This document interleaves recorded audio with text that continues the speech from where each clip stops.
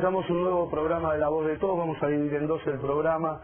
En la primera parte vamos a hablar netamente de la provincia de Buenos Aires y vamos a hablar de esto que ha descubierto tanto el gobierno nacional como el gobierno provincial, que es el tema de la seguridad o de la inseguridad. Para eso vamos a estar charlando con el senador provincial Jorge Donofrio. Pero antes de entrar de lleno en el programa, dos o tres cositas. La primera tiene que ver con este hombre que vamos a ver enseguida. Se trata del jefe de la Gendarmería Nacional, el señor Sachs. ¿Y por qué muestro esta foto? Me parece que este señor tendría que renunciar. Si realmente quiere a su fuerza y quiere a sus dirigidos, lo que tendría que hacer un hombre de bien es de renunciar. Así como en una época hubo un prefecto nacional naval que se llamó Beltriti, que cuando Néstor Kirchner sacó a la prefectura de su labor específica, él dijo, mis hombres no están preparados para esto, y pidió el retiro. Sachs tendría que hacer lo mismo. ¿Y por qué digo esto? Es vergonzoso lo que están haciendo con la gendarmería, pero vergonzoso. Y nadie se anima a decirlo. ¿Por qué? Y este señor es responsable por no defender a su tropa. Cuando se arman este tipo de movidas y políticas, porque esto no es por la seguridad, es una movida política, lo que hay que tener es un trabajo previo, una preparación, una coordinación. No puede ser que hayan traído a hombres de la Gendarmería Nacional de Santa Cruz, de Chubut, de Santa Fe, de Salta, los sacaron de sus destinos, los largaron con un paracaídas en distintos puntos del Gran Buenos Aires, sin haber hecho reuniones previas, como yo decía, decirle, señor, usted está en tal distrito, mire, lo básico, la municipalidad está acá, el hospital está acá, esta es la calle central del lugar, esta es la zona con más conflicto. Están perdidos, están con una brújula, y lo que más grave es aún, señor Sachs, jefe de la Gendarmería Nacional, es que sus hombres andan dando vueltas a ver a dónde pueden dormir, a dónde se pueden higienizar. Es vergonzoso, sí, el Estado Nacional les da un plus para que alquilen algo, pero no pueden alquilar porque no los conoce nadie, y en esta sociedad de hoy, si usted no tiene garantías, nadie le va a alquilar o en una pensión o un departamento por 40 a 45 días. Están durmiendo en estaciones de servicio. Se higienizan en estaciones de servicio los hombres de nuestra Gendarmería Nacional. Es una vergüenza lo que han hecho.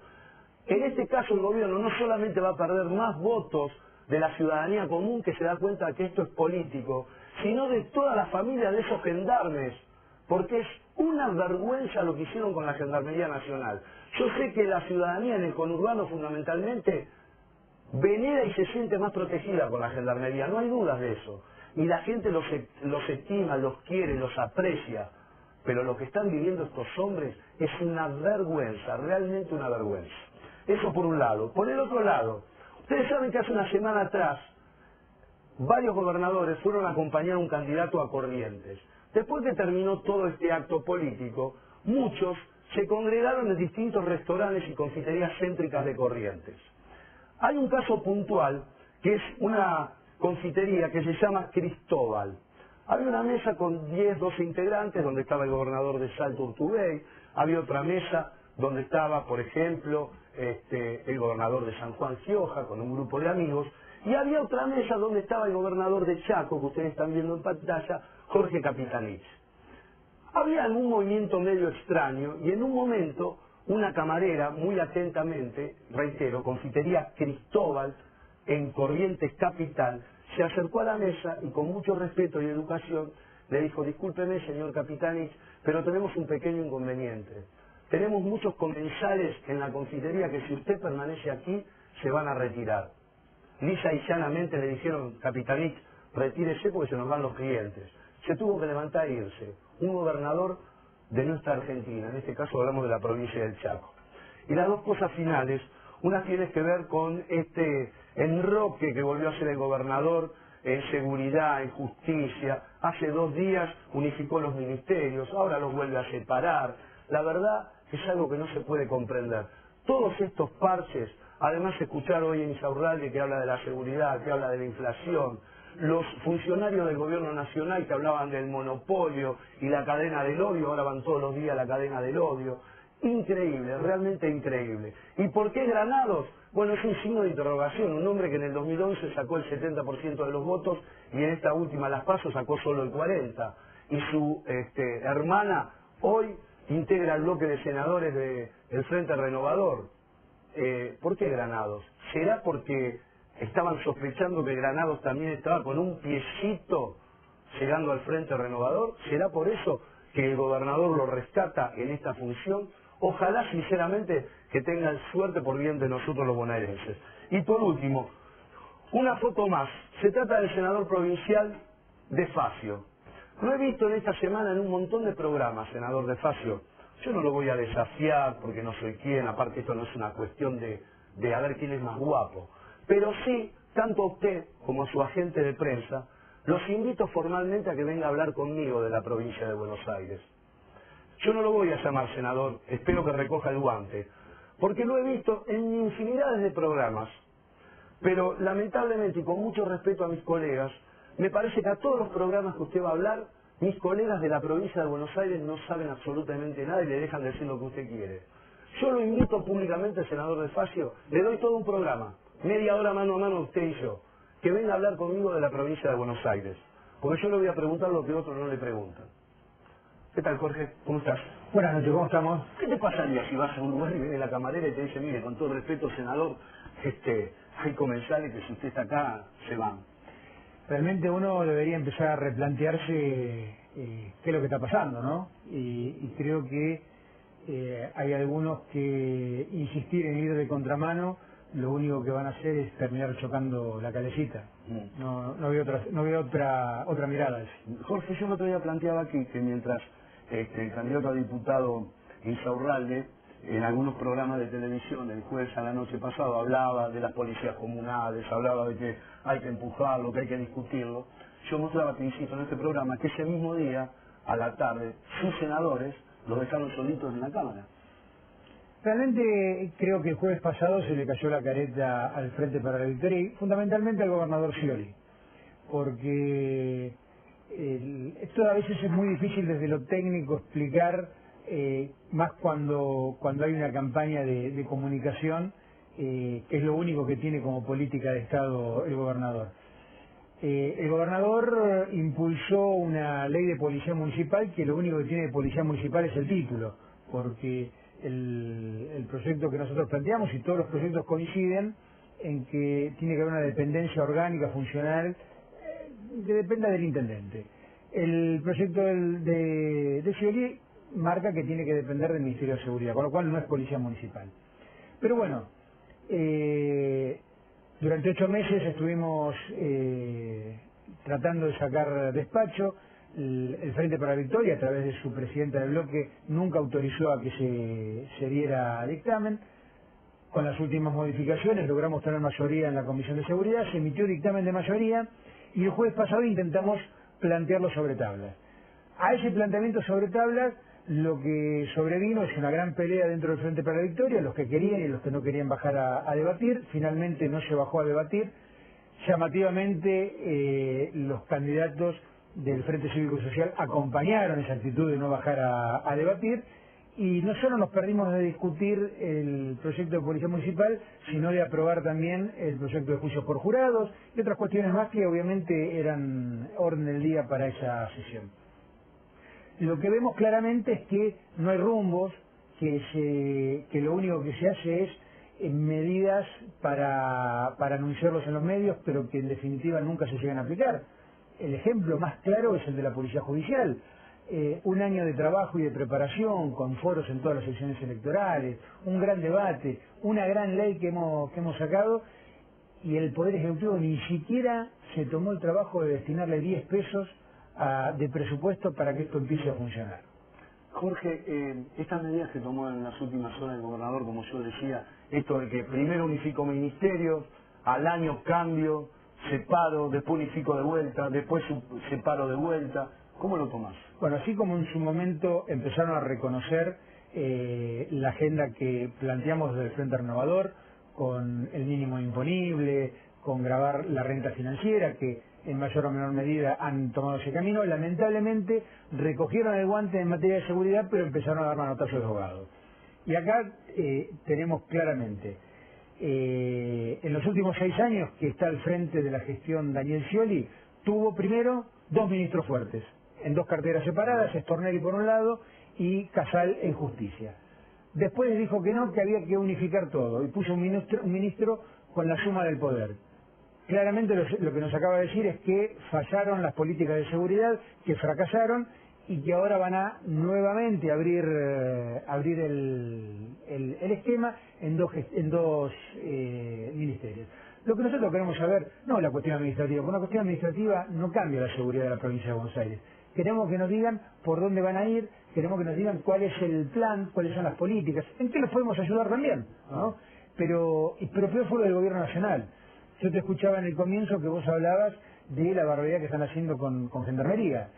Yo me pregunto, más allá de analizar qué viene a hacer la Gendarmería, que si bien la gente los ve y les da algo de tranquilidad, le da sensación nada más, porque acá lo que hay que preguntarse es qué es lo que dejan de hacer, y lo que dejan de hacer es cuidar las fronteras, que es la función primaria y específica de la Gendarmería, lo mismo que de la prefectura en las fronteras acuáticas.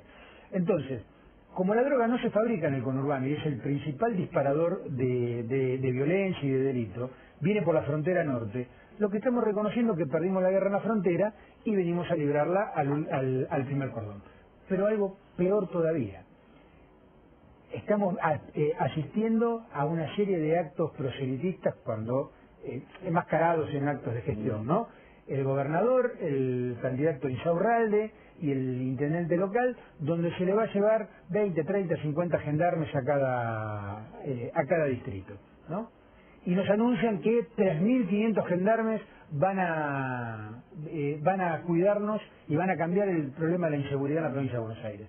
Yo les recuerdo a la población que en el año 2011, también para época de elecciones, la ministra Garret firmó un decreto creando el operativo Centinela con 6.500 hombres, 6.500, que actuaron hasta hace muy pocos meses y claramente no solo no modificamos los índices delictuales, sino que se multiplicaron geométricamente. Con lo cual, es una mentira que esto funcione, es solamente un acting para mostrar que se está haciendo algo cuando no se cambia nada. La verdad que en esto Garli hay que reconocerle que es fiel discípulo del ministro Casal. Hacer mucho ruido para que no cambie nada. Ahora vos fíjate, ¿no? Vos recién hablabas de ministros fuertes que hubo en la gestión de Scioli. Y yo, al gobernador al pueblo aprecio en forma personal. Permanentemente habla de la participación ciudadana. Si hay alguien que destruyó la participación ciudadana, justamente fue Stornelli, porque dinamitó los foros de seguridad, que funcionaban muy bien en la provincia. Fue el que los dinamitó. Bueno, el ministro Casal terminó y Casal los terminó de desplomar. Pero, sí. A ver, yo también una cosa que planteo, por eso le decía al senador de Fallo que me gustaría hablar con él, es esto de que ahora ponen 40 cámaras en un municipio, ponen 40 en otra, esto, el otro. Y el problema de las cámaras es la implementación, porque se ha demostrado que salvo los distritos que tienen hecho el anillado con fibra óptica, los demás, con estas camaritas con sistemas Wi-Fi, no funcionan. Porque ¿qué pasa? Mucha plata se ve que ha quedado en el camino, de aquel plan que se lanzó en la Quinta de Olivos, y esto no es hacer propaganda, pero cuando Sergio Massa era jefe de gabinete, yo recuerdo que se tomó a Tigre como base, se lanzó un programa y donde la plata iba para hacer los anillados de fibra óptica. Parece que los muchachos se ahorraron unos pesos en vez de la fibra óptica, ponían las de Wi-Fi que no andan. Te recuerdo que el año pasado el gobernador por decreto firmó una adenda. Esto significa que se le autorizaba a los municipios recibir el segundo tramo de este programa sin haber rendido el primero. La verdad es que se hizo el primer tramo, el segundo nunca se rindió nada y no están las cámaras, no están los patrulleros, no hay nada en el camino. Acá la cuestión no es solamente poner cámaras, porque yo escucho a veces que peyorativamente se dice las camaritas. Claro, las camaritas por sí solas ni dan seguridad, ni hacen prevención. El tema es qué se hace con esa imagen. Ahora, yo lo que digo es, tenemos un 911 que hasta que te ubican en tiempo y espacio, realmente el delito ya pasó, ¿no? A lo sumo te dicen aguante y no sufra. Cuando nosotros tenemos en los municipios donde esto funciona correctamente, donde hay un promedio de acuda de 2 minutos y medio a más tardar, donde el operador no solo recibe la alerta, sino que la tramita, pero además va conteniendo a la víctima, le está diciendo que en 1 minuto va a empezar a escuchar la sirena, que a los 2 minutos va a estar no solamente el efectivo de la policía municipal, también le dice el nombre, va a estar el agente Fernández, y no le habrá otro que no sea el agente Fernández, y lo está conteniendo en ese momento de crisis. Estas son las cosas que nosotros estamos planteando en una nueva policía de proximidad, no las pavadas que están algunos tirando a la calle simplemente por tirar un nombre. Cuando nosotros hablamos de esto es porque tenemos estudiado el tema, porque además está probado en el terreno, como en Tigre, como en San Isidro, como en Vicente López, que funciona, porque lo hemos visto en el mundo funcionar. No estamos inventando nada. La última, ¿les va a quedar chico el espacio del bloque o van a tener que pedir oficinas, tanto en diputados como senadores? Bueno, mira, es una muy buena pregunta. Estamos pidiendo que nos den espacio físico porque pretenden que funcionemos en un estacionamiento. Y la verdad es que se nos acabaron las sillas, se nos acabó el espacio físico y como tenemos mucha demanda todavía, estamos esperando que el lunes nos habiliten el espacio físico para funcionar como la primera minoría que somos en el Senado de la Provincia de Buenos Aires. Jorge, gracias. Muchas gracias. Ahora me voy a hablar con el economista. Porque ustedes piden, pero después... Que vaya preparando para cuando... el que va a manejar los números va a ser Ricardo. ¿Cómo estás, Ricardo? ¿Bien? Muy bien. Bueno, ¿a dónde vamos con la economía? Bueno, Daniel, estamos en una economía de vuelo bajo, con fuertes presiones inflacionarias y sobre todo con un gobierno que no está a la altura de las circunstancias. Me parece que en los 2 últimos años en particular se ha profundizado esta desaceleración económica que es marcada, que este año ha tenido una suerte de respiro porque fue mejor la cosecha de soja y fueron buenas las ventas de autos a Brasil, básicamente, pero la verdad que cuando uno mira hacia adelante, que es un poco el espíritu del Frente Renovador, el 2014 va a ser un año, si el gobierno no toma medidas que tengan que ver con luchar contra la inflación, mejorar la cuestión de los ingresos de los trabajadores y también de las pequeñas y medianas empresas, básicamente que son las que generan empleo, digo, va a ser un año complejo en términos de crecimiento y de actividad. Ahora, ¿te jode o les jode a ustedes al equipo económico de Massa cuando desde algunos sectores dicen ¿qué van a hacer estos chicos con la economía? ¿Te molesta? No, lo que sí a veces creo que confunde a la gente es el mensaje tramposo. Esta cosa de que nosotros somos el neoliberalismo de los 90, de que vamos a bajar salarios, de que vamos a congelar gasto público, de que vamos a enfriar la economía. La verdad que nada más lejos de eso. Nosotros creemos que lo que está pasando en la economía es justamente un gobierno que no toma las decisiones correctas, que está justamente enfriando la economía porque la inflación es muy alta por 7 años consecutivos, y un equipo económico que no está coordinado, que no tiene un norte claro, que sea percibido por todos los que toman decisiones de precios, de producción, de inversión, todos los días. El otro día Insaurralde reconoció que hay inflación y que los números del INDEC no son reales. Obviamente le pegaron un tirón de orejas. Filmus en las últimas horas acaba de reconocer que hay devaluación. Seguramente también le van a pegar un tirón de orejas. ¿Te sorprende que se empiecen a sincerar muchos funcionarios del gobierno nacional en la inseguridad, como hablábamos con Jorge recién, en la inflación, como te lo planteamos a vos? La verdad que me parece que es básicamente respuesta a un duro golpe que han tenido el oficialismo en las elecciones del 11 de agosto.